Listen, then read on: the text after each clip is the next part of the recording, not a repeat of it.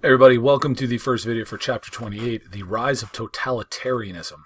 So totalitarianism is a system of government where the government, usually in the form of a dictator like Adolf Hitler you see in the picture here, has total control. Right? That's the easy way to remember what the word means. Total is the first part of it.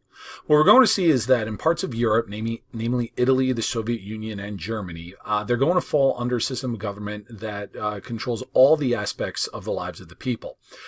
This was not supposed to be something that should have happened due to the peace conference after World War I, but we're going to see that the systems put in place after World War I were not really strong enough to stop an even larger war from happening. First, let's discuss the failure of democracy. Now, you notice how it jumps ahead to Section 2. Section 1 from this chapter deals with an awful lot of developments happening in the United States, not something that we need to worry about for the purposes of the regions. You guys will learn more about things like the Roaring Twenties and cultural developments next year in U.S. history. So we're going to jump right into Section 2. Now, just having said that we're not talking about the U.S., let's start off talking with Section 2 talking about Woodrow Wilson, who was president of the U.S. during World War I. But he said that the victory of World War I would safeguard the world for democracy. And in 1919, the three major Western democracies, France, Britain, and the United States, all appeared strong. Things seemed positive throughout Europe as the 1920s started, but there were several problems in Europe, namely the European democracies. First and foremost was the economic struggles in the aftermath of World War I. France in particular suffered extensive damage during the war, and it wasn't easy to get back on its feet. Both France and Britain had to also deal with political divisions, political disunity within their governments. Political parties fighting amongst themselves make it difficult to make any real progress. We see that in the United States all the time. Britain also had a huge problem with the Irish Rebellion. I'm sorry, just here you see some pictures of different political party supporters protesting in Britain. All right, now Ireland. Let's talk about that for a minute. Ireland had been under British control for hundreds of years. In many ways, it was the first kind of colony of the English Empire, even before Great Britain. But home rule was something that the Irish had been pushing for many, many decades, and it was put on hold due to World War I.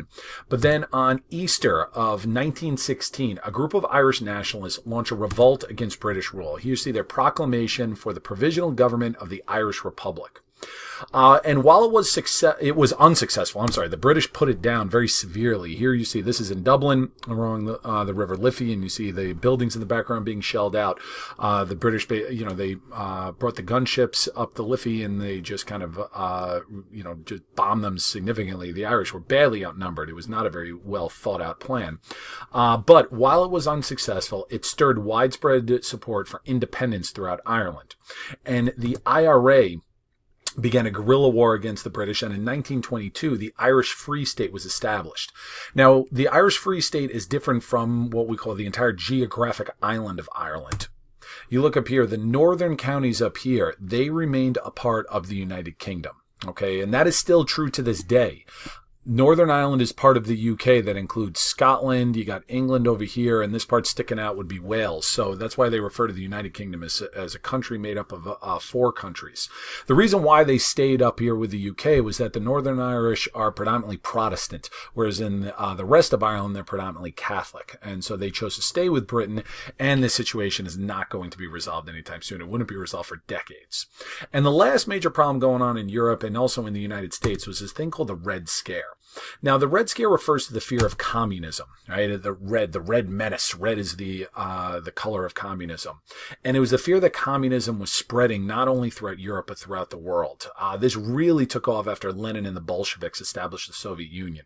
So in addition to the problems at home, the three democracies also faced significant international issues. For France, its main concern was maintaining its safety. Most of the fighting during World War I took place within France, so it understandably wanted to make sure its people were safe from attack again. To prevent this from happening, France built the Maginot Line. Now, this was a line of massive fortifications meant to specifically prevent Germany from attacking them, right? You can see how the weak fortifications are along the border with Belgium, but the really strong ones in the dark red are along the German border. It made some of their allies a bit uncomfortable. Actually, let me get to that more in a sec. One thing that they did in order to, it strengthened French military.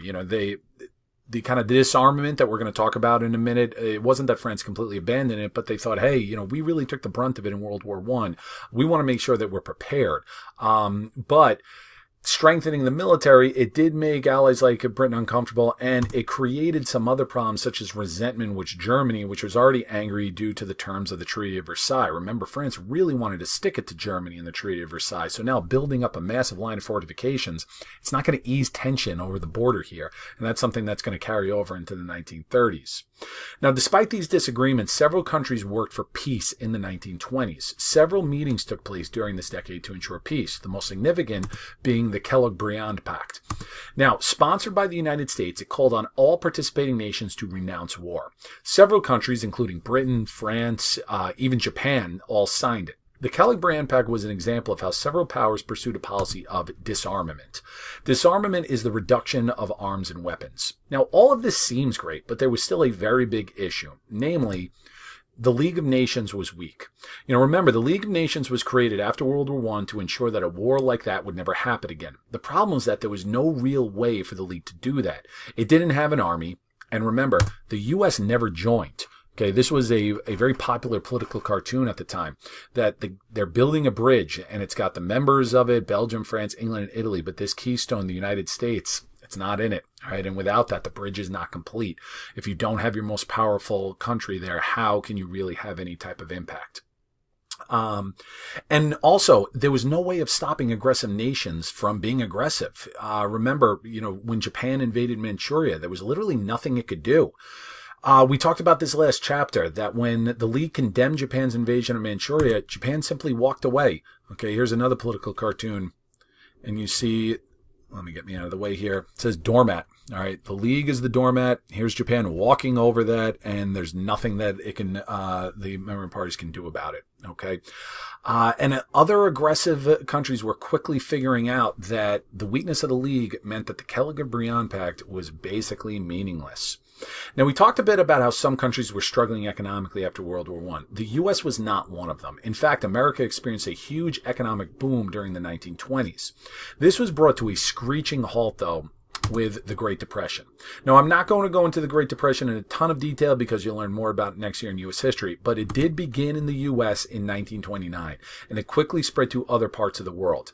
There were numerous causes of it, but a major one was overproduction of goods. Better technology was allowing goods to be manufactured faster than ever before, right? You saw cars along the assembly line, they were being churned out, thousands a month, that type of thing. This led to the amount of goods being made exceeding the demand for them. And as demand slows, prices drop and workers lose their jobs. Another major reason was over-speculation in the stock market. Now, prices were high and stockbrokers were selling stocks as investments that were way more risky than they should have. Okay, because the stock market was looked at kind of similar to like the gold rush of the 1850s. Everybody's got to get in on it. So these stockbrokers were not being very morally sound about this, and they were selling lousy stock, to people that just were being suckered on this.